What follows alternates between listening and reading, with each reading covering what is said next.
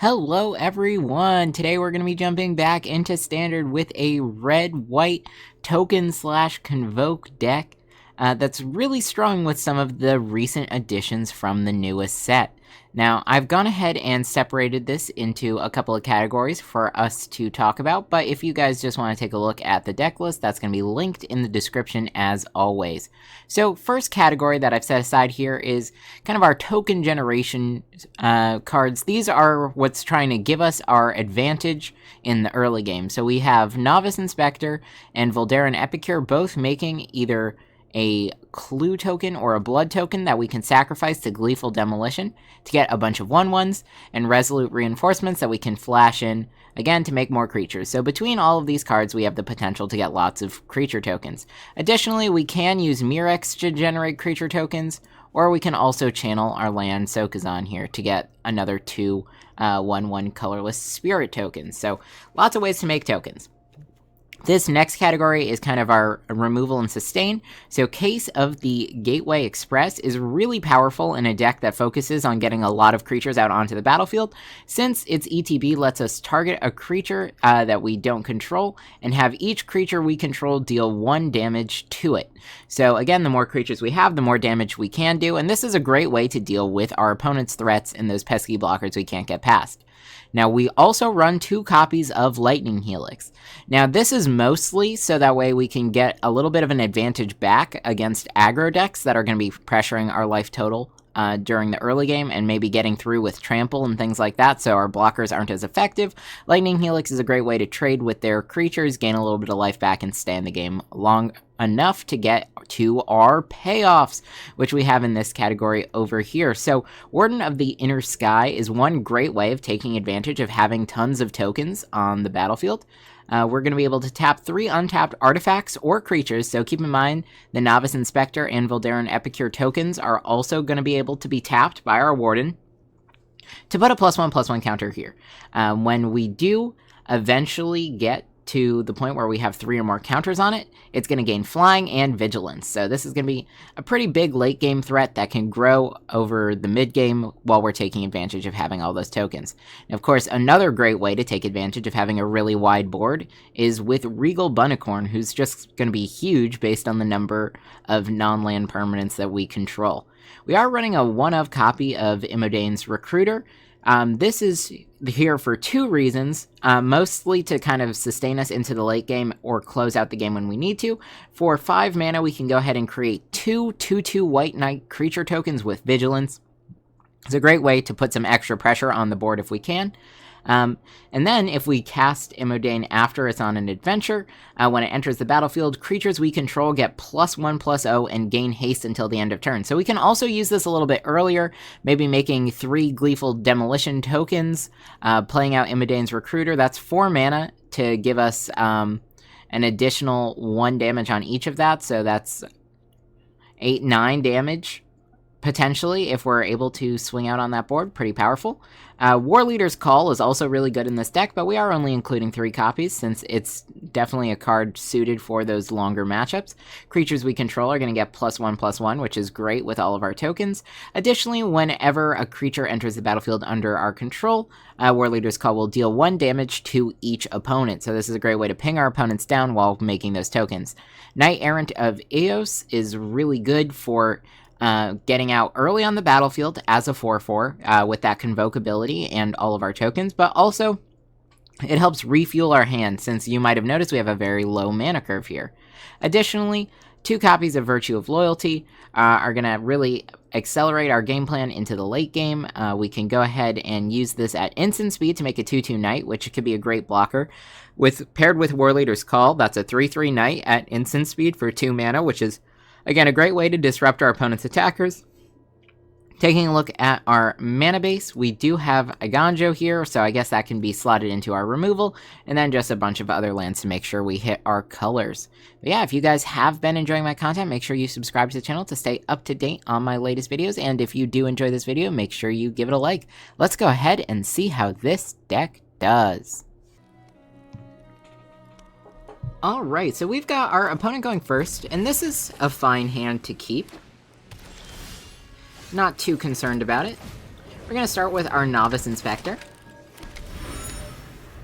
Next turn, we'll have to decide whether or not we want to play out the Bunicorn.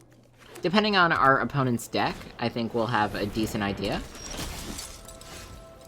So our opponent kind of made the decision for us. We are playing out our Bunicorn here. Thalia cannot attack now, so we're looking at a creature deck.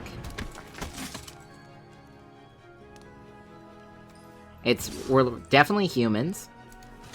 Interesting. Yeah, that's fine. So they just sacked their guy for almost no reason. We'll swing, get our 1 damage here.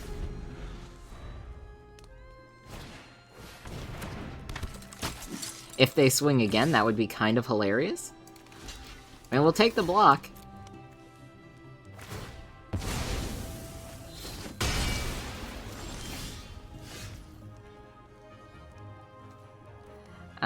I'll go ahead, swing for 1, we'll pass turn here. Hold up Lightning Helix, that might be the best option for us. Okay, I don't care about that. So let's Helix Thalia.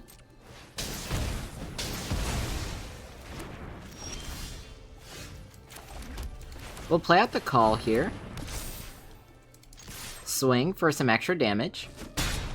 Our opponent's not doing great in terms of land drops. Alright. Sure. Alright, let's go play out our Warden here.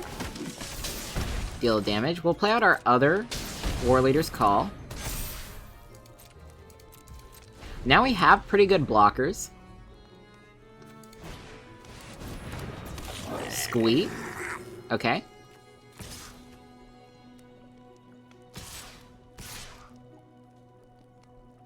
We'll think about blockers here. Yeah.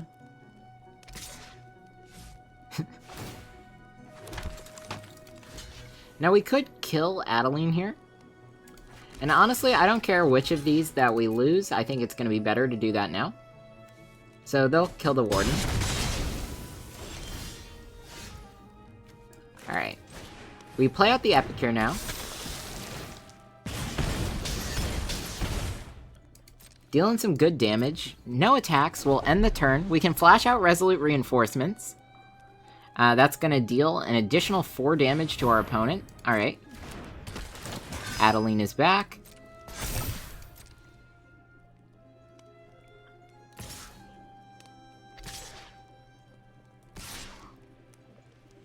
Sounds good. I'm fine with these attacks.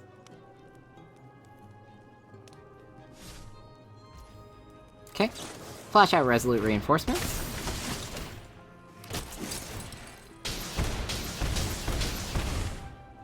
I do kind of want to see another land. Perfect. Sorcery Speed, let's get some more creatures. Deal some more damage to our opponent. Down at 4.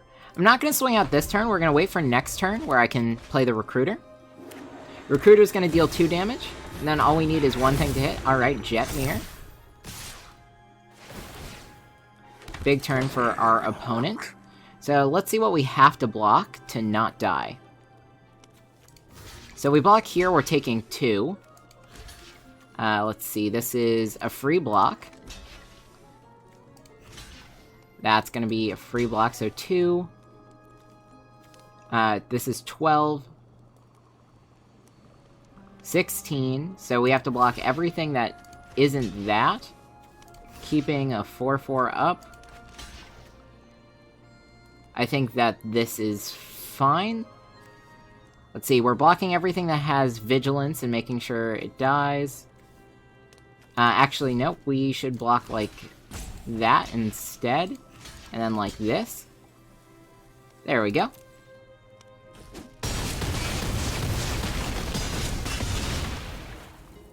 Perfect.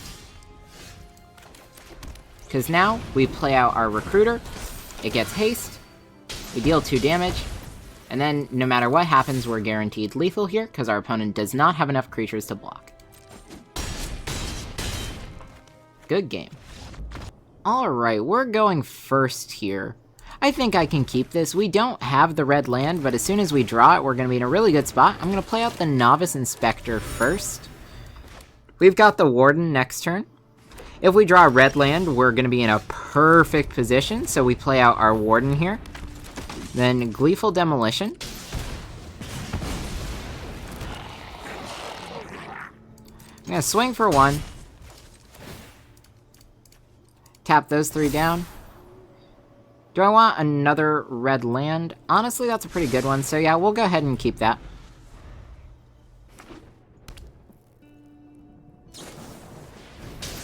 Sure, Lightning Helix kills the Warden. That makes sense to me. So we're just going to be swinging out now. We have a Ganjo and Lightning Helix to kind of help us out. Again, treating this like a spell rather than a land, just because of where we're at. Our opponent looks like they've had a slow start in terms of mana. Okay, they have blue in their deck as well. Now I'm kind of curious as to what our opponent's playing. Alright, we're gonna play out the Warden. See if we get it. We do. Swing for 1 there. I guess we could have swung for 2. But I don't know what our opponent's on, and I feel like having our Warden untapped is going to be good. Lethal Demolition. We don't have the artifact to sack to that, so we'll go ahead and throw that on the bottom. Scrying off the Warden is going to help us find something good here. If we can find a Knight, that would be really strong.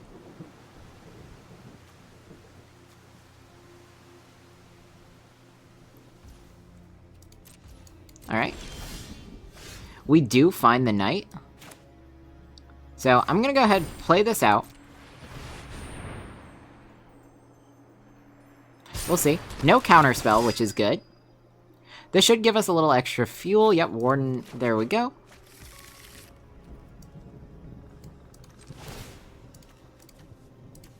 We'll tap those guys down. We get another +1/+1 counter. Virtue of Loyalty is fine to keep on top. Honestly, next turn we might even want to just slam it. But we'll see. That's a decision for us at the time. I am going to play that as a land. Play out our Novice Inspector. And then we'll just tap everything down. I don't think our opponent has something with haste. We'll leave that right there. Memory Deluge. Alright.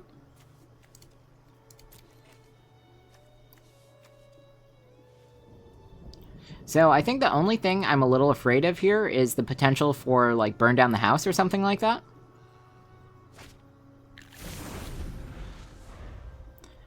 So one more counter on the Warden and we'll be safe. We'll see, though. Okay, Monastery Mentor. That actually is fine. We can kill that with the Helix.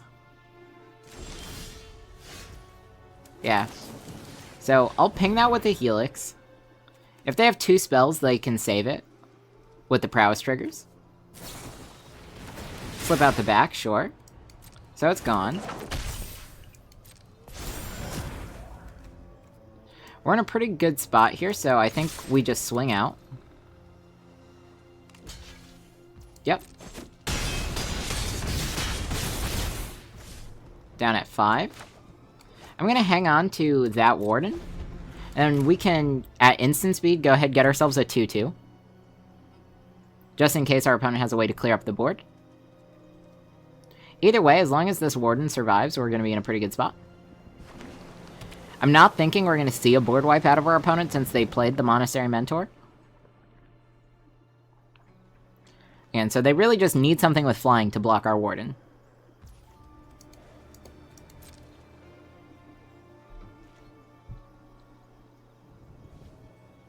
Maybe going to pass turn? Sure. So let's go ahead and get ourselves a Knight.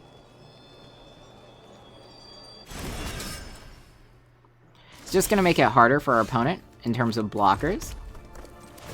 And then here we'll tap 1 Helix. Tap like that. We'll go up to 5, so now they'll have to be able to kill that.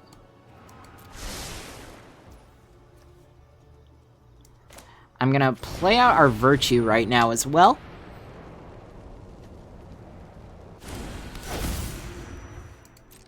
And then we'll move to combat.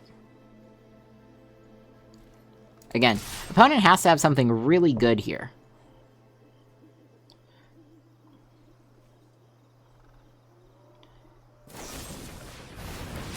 Okay, yep.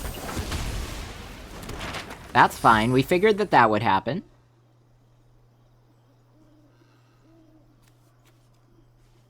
They still need some more blockers, because we're still presenting lethal. Monk token, chump blocks, Knight. Okay. So they're gonna cast another spell.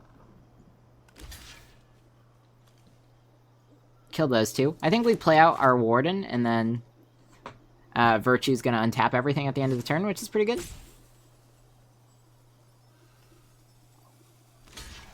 Sure. I'm actually okay with that. Opponent's taking 4 damage, going down to 1.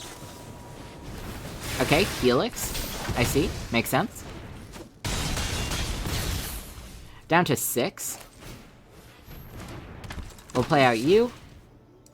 And we'll tap down like that with the tokens they so graciously gave us. War Leader's Call is going to be really strong. Untap, get our +1/+1 counters.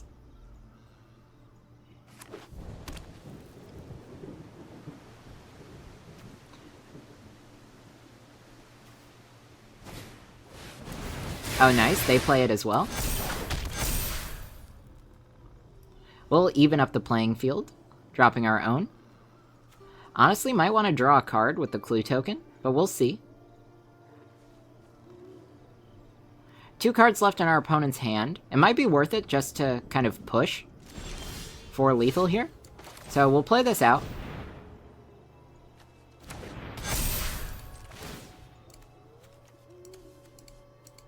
We tap down.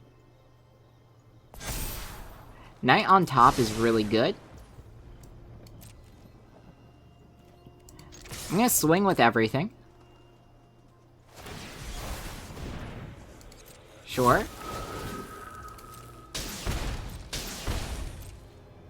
So they just have to block here. And that's fine.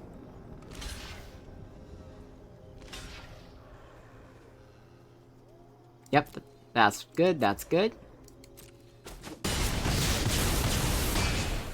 Opponent's down at 1. We'll go sack that token, draw a card. Everything's untapped. I don't think our opponent's gonna have lethal on us this turn, and they need to deal with the Warden. Additionally, they can't let us cast any spells because we have War Leader's Call and they're at 1. They may have another Lightning Helix. Okay, they do not, so the game should be ours here.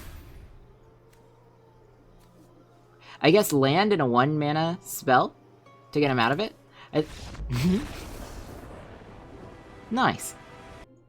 Alright everyone, I hope you enjoyed. So as we were able to see there, it's very easy to get a lot of pressure with this deck, especially in a very quick manner. Gleeful Demolition getting 3 1/1s on the board early game is going to be really powerful, synergizes really well with our ability to create blood and clue tokens.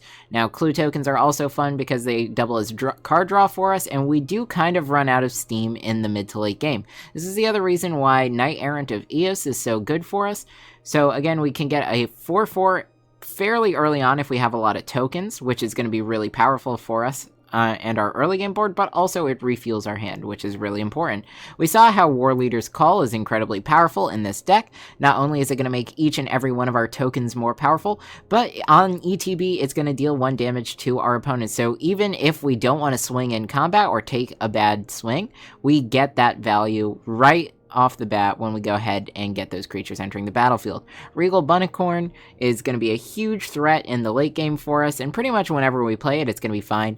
My tip for this card is make sure when you're playing your Regal Bunnicorn, you're playing it at a power and toughness that's difficult for your opponent to deal with, unless you're looking to pull the removal spell. But if you know your opponent is running a spell that deals 4 damage, you're going to want to play your Regal Bunnicorn when you have 4 other non-land permanents, because it counts itself and then it'll come in as a 5/5. It makes it all the harder for your opponent to deal with, and then you can kind of snowball the game from there. Other advice, if you are playing a mirror matchup or something like that, definitely focus on your value generating cards. So you're going to win the mirror matchup with the Warden of Inner Sky being larger than your opponent's and getting that unblockable damage through. You're going to win the mirror matchup by having War Leader's Call and pinging down your opponents. You're going to win the mirror matchup if you can go ahead and get your Recruiter onto the battlefield and just have a wider board than your opponent, right? You're just trying to develop faster. In other matchups, again, we didn't get to see it too much, but Lightning Helix is really strong for stabilizing against aggro. We can remove 1 creature and then potentially gain that life back, making it all the more harder for our opponent to get there. And we do want to kind of race life totals as much as we can. We want to close out our games as close to the mid game as possible. Now, if you guys did enjoy this video, make sure you give it a like. And if you have any ideas for another deck you'd like to see me play, why don't you let me know in a comment down below. I'll see you all next time.